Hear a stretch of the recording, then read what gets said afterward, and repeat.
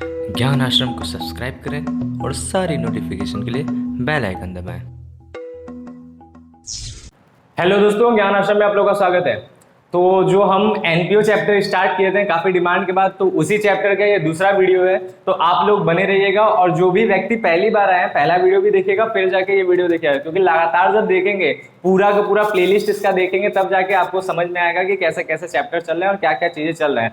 एक बार बीच में आएंगे तो थोड़ा हो सकता है प्रॉब्लम करे, इसलिए आप लोग को करना क्या है, पूरी वीडियोस देखना है। उसके लिए आपको करना क्या है, चैनल को सब्सक्राइब करना है, बेल आइकन पे क्लिक करके नोटिफिकेशन को ऑल पर सेट कर लेना है, ताकि वीडियोस आते रहे तो आपको जानकारी मिलते रहे। इसके साथ ही साथ आप जब चैनल के प्लेलिस्ट में जाएंगे तो वहां पर आपको ये सारी वीडियोस मिलते रहेंगे, जो लाइन से आपको मिल जाएंगे, ठीक है, जैसे जैसे अपलोड हुआ है। तो आज का टॉपिक है, आप लोग देख रहे हैं जैसे यहाँ पर नाम ही है, इसका नाम है receipts and payment account, English में कहते हैं, और हिंदी में इसको दो नाम से जाना जाता है। पहला नाम है प्राप्ति भुगतान खाता, दूसरा नाम है आगम तथा शोधन खाता। ठीक है, इस टॉपिक के बारे में हम लोग पूरा डिटेल समझेंगे, क्या क्या पढ़ने वाले हैं आज की क्लास में। तो सबसे पहले ये जानेंगे कि ये होता क्या है, इसकी क्या विशेषताएं हैं, और साथ ही साथ इसका प्रारूप, और इसके जस्ट बाद के हम क्लास में इसके ऊपर एक क्वेश्चन बताएंगे। और याद रखिएगा, यहां पर ये चैप्टर जितना अच्छे तरीके से आपको समझा दिया जाएगा, हमको पता है, एकदम यकीन के साथ बोलते हैं कि फिर आपको कभी भी इस चैप्टर में कोई भी दिक्कत नहीं होने वाला है। बहुत ही सिंपल और बहुत ही आसान तरीके से, साथ ही साथ पूरा इस चैप्टर का जो भी तथ्य है, जो भी चीजें हैं, जो हिडन होते हैं,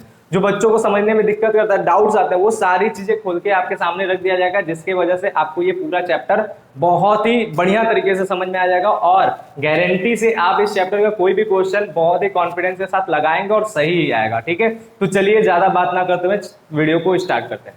बात जब सबसे पहले हम लोग करते हैं कि आगम तथा शोधन खाता होता क्या है, सबसे पहले इसी के आशय पढ़ेंगे। तो नाम से भी आप समझ सकते हैं कि इसका नाम है प्राप्ति तथा भुगतान, यानी इसमें जो होगा पैसा आने प्राप्त करने की बात होता है, भुगतान यानी पैसा देने की बात होता है। ठीक है, और हिंदी में दूसरा नाम जो होता है आगम, आगम का मतलब भी होता है पैसा आना, शोधन, शोधन का मतलब होता है भुगतान। ठीक है, तो ये भी हिंदी में भी नाम वही है। तो इसका मतलब आप समझ सकते हैं कि इसमें किसी भी प्रकार से यही बात होने लगा कि कितना पैसा आया और कितना पैसा गया, ये तो नाम से इसका अर्थ निकला।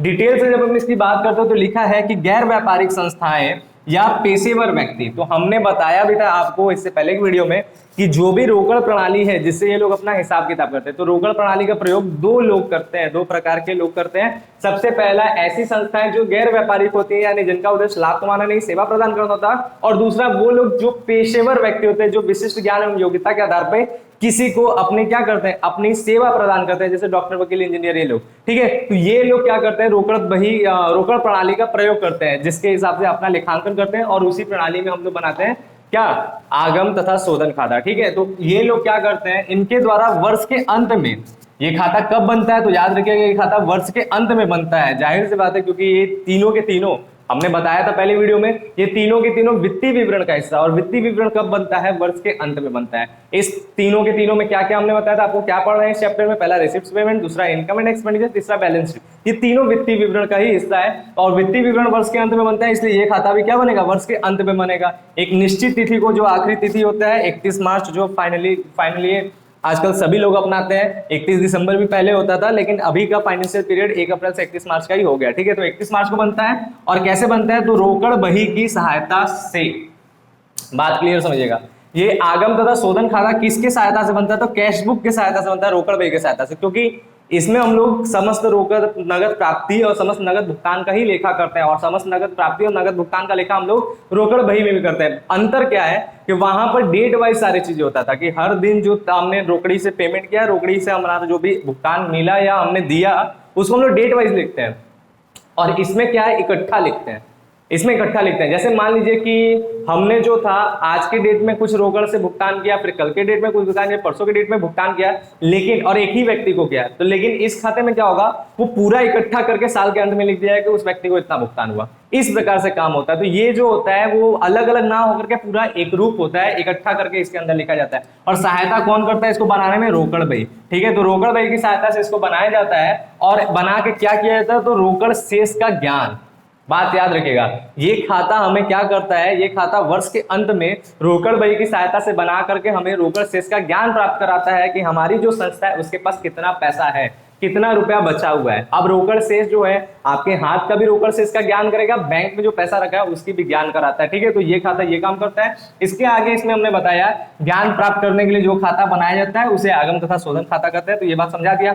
आगे लिखा है इसी के सहायता से आय व्यय खाता तथा आर्थिक चिट्ठा भी बनाया जाता है। एक बात याद रखिएगा, यही जो खाता है आगम शोधन खाता, ये केवल इसीलिए नहीं जरूरी है कि हम रोकड़ से ज्ञान प्राप्त कर रहे हैं, बिल्कुल नहीं, केवल इसी के लिए नहीं जरूरी है, उसका भी ज्ञान प्राप्त होता है, साथ ही साथ इसकी सहायता से ही आगे के भी काम होते हैं।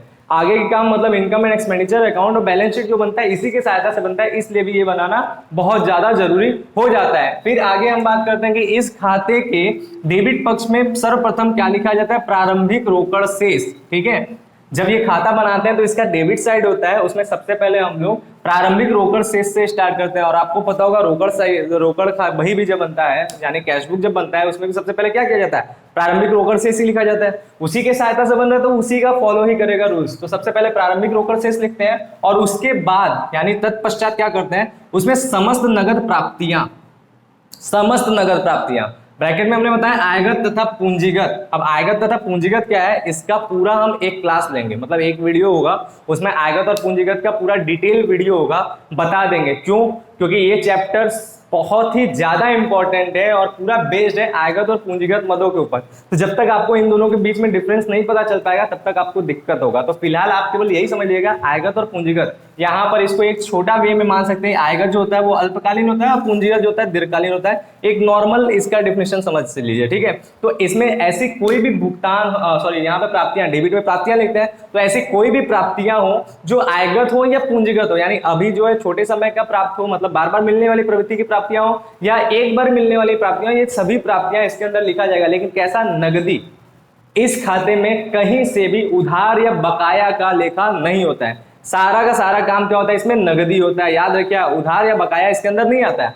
एडवांस आ सकता है, एडवांस क्योंकि एडवांस से मिल रहा है ना, तो मिलने का सारा चीज आ सकता है, एडवांस पेमेंट का भी आ सकता है। लेकिन बचा हुआ बकाया पेमेंट या बकाया भुगतान का कभी भी, मतलब पेमेंट और भुगतान तो एक ही होता है, बकाया प्राप्ति या बकाया भुगतान का लेखा कभी भी इसमें नहीं हो पाएगा, क्योंकि ये पूरी तरह से नकदी पे चलता है, ठीक है, नगद पे चलता है, ठीक है।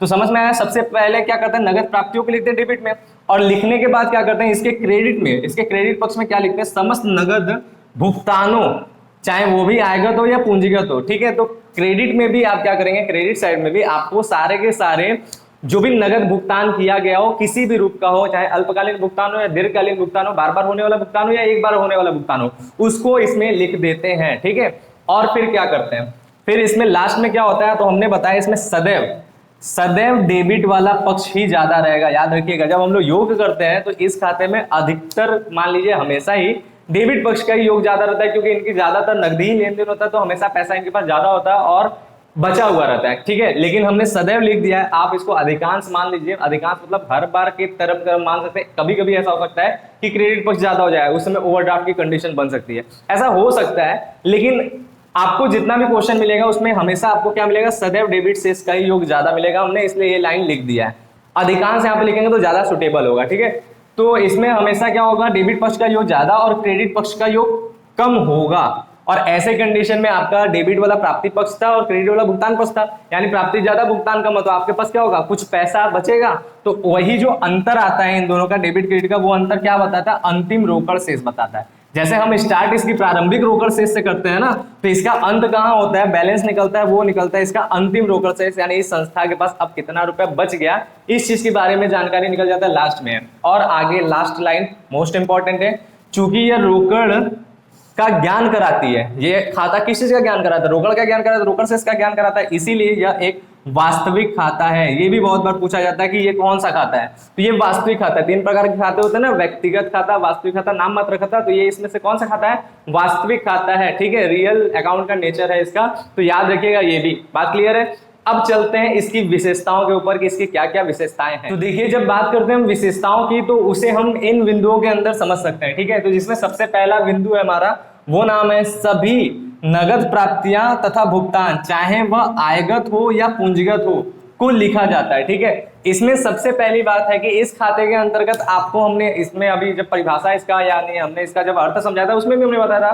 कि इसमें सभी प्रकार की नगद प्राप्तियां और सभी प्रकार के नगद भुगतान को लिखा जाएगा, वो चाहे किसी भी तरह के मद हो या आयगत मद हो या पूंजीगत मद हो। आयगत मतलब अल्पकालीन के बारे में बात करते हैं या दीर्घकालीन के बारे में बात करते हैं, सबको लिखना है। ठीक है, दूसरी बात आता है इसमें अप्राप्य आय तथा अदत्त व्यय नहीं लिखा जाता है, क्योंकि अप्राप्य आय का मतलब होता है ऐसा आय जिसे कमा लिया गया लेकिन मिला नहीं यानी बकाया है, और अदत्त व्यय क्या होता है जिसकी सेवा ले लिया गया लेकिन भुगतान नहीं किया गया यानी बकाया है। तो हमने बताया ना कि इसमें नगद रूप से जो हो चुका है उसी का लेखा करते हैं, बकाया चीजों का लेखा इसके अंतर्गत नहीं करते। ये इसकी दूसरी विशेषता है। तीसरी विशेषता है इसमें केवल नगद व्यवहारों का लेखा होता है। तो ये तो आपको पता ही है कि ये रोकड़ बही का सारांश। ठीक है, एक बात याद रखिएगा इसे, क्योंकि हमने शायद इसके पहले वाले में भी नहीं बताया था, याद रखिएगा ये रोकड़ बही का सारांश है। ठीक है, रोकड़ बही का सारांश है, क्योंकि ये क्या करता है कि जो भी रोकड़ बही में जो बड़े बड़े मुद्दे हैं, एक ही तरह के बहुत सी चीजों को बार बार लिखा होता है, डेट वाइज होता है, और ये उन सभी चीजों को छोटा करके लिखता है, इकट्ठा करके लिखता है, इसीलिए रोकड़ बही का सारांश कहलाता है। बात क्लियर है, ये भी इसको याद रखिए, रोकड़ बही का सारांश कहलाता है। और रोकड़ बही में क्या किया जाता है, केवल नगद व्यवहारों का लिखा होता है, उसी प्रकार से इसमें भी केवल नगद व्यवहार ही लिखते हैं, उधार नहीं लिख सकते हैं। फिर आगे बताता है रोकड़ शेष का ज्ञान। बिल्कुल, यह जो खाता है ये रोकड़ शेष का ज्ञान कराता है। अर्थ में भी आपने समझा और नॉर्मली पता है, क्योंकि रोकड़ बही का सारांश है। जैसे रोकड़ बही रोकड़ शेष का ज्ञान कराता है, उसी तरह ये भी रोकड़ शेष का ही ज्ञान कराता है, अंत में कितना रोकड़ बचा। ठीक, आगे बात करता है राशियां, चाहे वह इस वर्ष की हो, ये मोस्ट इंपॉर्टेंट है, याद रखिए, चाहे वह इस वर्ष की हो, पिछले वर्ष की हो या भविष्य की हो, लिखा जाता है। आपको इसमें ये नहीं देखना है कि पैसा जो आपने भुगतान किया वो किस वर्ष से संबंधित है, या आपको इसमें ये भी नहीं देखना है कि जो आपने पैसा का जो पेमेंट रिसीव किया वो मतलब प्राप्तियां है, ठीक है, रिसीव किया वो किस वर्ष से संबंधित है, वो आपको नहीं देखना है। आपको नगद रूप में मिल जा रहा है और आपने नगद रूप में भुगतान कर दिया तो उसका लेखा इसमें उठा के कर देंगे। किसी भी वर्ष से संबंधित होता है, वर्तमान से संबंधित हो सकता है, भूतकाल से संबंधित होता है, भविष्य काल से संबंधित हो सकता है। मतलब वर्तमान वर्ष का हो, पिछले साल का हो या भविष्य का हो, कभी का भी हो, आपको इसमें लिख देना है। फिर इसके बाद है यह लाभ हानि का ज्ञान नहीं कराता है। बिल्कुल ये बात आपको पता भी है। इससे क्या होता है, यह लाभ हानि का ज्ञान नहीं कराता है, क्योंकि यह क्या करता है, यह रोकड़ का ज्ञान कराता है। भाई इसमें क्या काम होता है, इसमें रोकड़ कितना है इस चीज के बारे में पता चल रहा है, लाभ हानि का ज्ञान ये बिल्कुल नहीं करा सकता। ठीक है, और वैसे भी आपको पता है कि आगम शोधन खाता कौन बनाता है, वो व्यक्ति बनाते हैं, वो संस्थाएं बनाते हैं जिनका उद्देश्य लाभ नहीं कमाना बल्कि क्या करता है, सेवा प्रदान करना है। इसलिए ये लाभ हानि का ज्ञान करा ही नहीं सकता। ठीक, और इसलिए भी नहीं कराता क्योंकि रोकड़ शेष से संबंधित इसमें बात होता है। और सबसे लास्ट और सबसे इंपॉर्टेंट ये भी आप मान सकते हैं, यह पुस्तपालन का भाग नहीं है। क्यों पुस्तपालन का भाग नहीं है? अगर आपने जैसे ही सोचा कि ये रोकड़ बही का सारांश है तो रोकड़ बही दिमाग में आ जाता है कि यार ये जनरल के सहायक बहियों में आता है, तो जनरल के सहायक बहियां, क्योंकि जनरल और जनरल की सहायक बहियां दोनों पुस्तपालन का पार्ट है, तो तुरंत दिमाग में आता है कि ये भी उसी का पार्ट होगा क्योंकि रोकड़ बही की सहायता से बनता है। तो ये सब की वजह से हो सकता है कि ये पुस्तपालन का भाग है, लेकिन नहीं, ये पुस्तपालन का भाग नहीं है। क्योंकि पुस्तपालन कहाँ तक कंप्लीट होता है, आपका जैसे ट्रायल बैलेंस होता है, ट्रायल बैलेंस तब आपका पुस्तपालन होता है। उसके बाद के सारे काम जो होते हैं फाइनेंशियल स्टेटमेंट यानी जो हमारा वित्तीय विवरण होता है वो क्या हो जाता है, वो आपका लेखांकन में आ जाता है। ठीक है, अकाउंटिंग के अंदर आ जाता है। ये सारी चीजें आपको पता है, नहीं पता होगा तो क्लास 11th का आपको याद करना पड़ेगा सिलेबस, उसमें आपने पढ़ा था। ठीक है, तो आपका ये जो है ये किसका पार्ट है, आपको हमने बताया कि ये किसके अंदर बनता है, वित्तीय विवरण के अंदर बनता है। ये तीनों के तीनों चीजें जो हमारा रिसीप्ट एंड पेमेंट है, इनकम एंड एक्सपेंडिचर है और बैलेंस शीट है, ये तीनों किसमें बनता है, वित्तीय विवरण के अंदर बनता है। और वित्तीय विवरण जो होता है वो पुस्तपालन का भाग नहीं होता है, बल्कि वो लेखांकन में ही आता है। ठीक है, अकाउंटिंग में आता है। तो बात क्लियर है, तो ये इसकी विशेषता है। और अभी जो है हम लोग इसके प्रारूप को समझने जा रहे थे, लेकिन हम सोच रहे हैं कि वीडियो ज्यादा बड़ा ना हो जाए, ज्यादा बोरिंग ना हो जाए, इसलिए प्रारूप और क्वेश्चन एक साथ बताएंगे तो ज्यादा अच्छा रहेगा, ज्यादा इंटरेस्टिंग लगेगा आपको। ठीक है, तो आज की वीडियो को हम यहीं पे कंप्लीट करते हैं। इसका प्रारूप जो है नेक्स्ट वीडियो में मिलेगा, और उसी वीडियो में इसका एक एग्जाम्पल के साथ जो क्वेश्चन होगा वो भी मिलेगा, जिससे आपको इस जो अकाउंट है इससे रिलेटेड सारे क्वेश्चन, सारे डाउट्स कंप्लीटली ओवर हो जाए। ठीक है, तो बस आज के लिए इतना ही। जो भी व्यक्ति पहली बार चैनल पे आए उनसे यही कहना चाहते हैं कि चैनल को जरूर से जरूर सब्सक्राइब करें, बेल आइकन पे क्लिक करके नोटिफिकेशन को ऑल पर सेट कर लें, साथ ही साथ वीडियो को लाइक भी करते रहें और अपने दोस्तों से शेयर भी करते रहें। और आपको अगर हमारा पढ़ाना बहुत पसंद आता है तो कमेंट करके आप उसमें बताएं आपको क्या अच्छा लगा, कौन सा पार्ट अच्छा लगा, क्या अच्छा लग रहा है, सबसे अलग लग रहा है, और साथ ही साथ अगर कुछ खराब भी लगता है तो उसके लिए भी कमेंट करके जरूर बताएं, ताकि हमें पता चले और हम उस चीज को सुधारें। ठीक है, तो बस अभी के लिए इतना ही, मिलते हैं नेक्स्ट वीडियो में। Bye, thank you.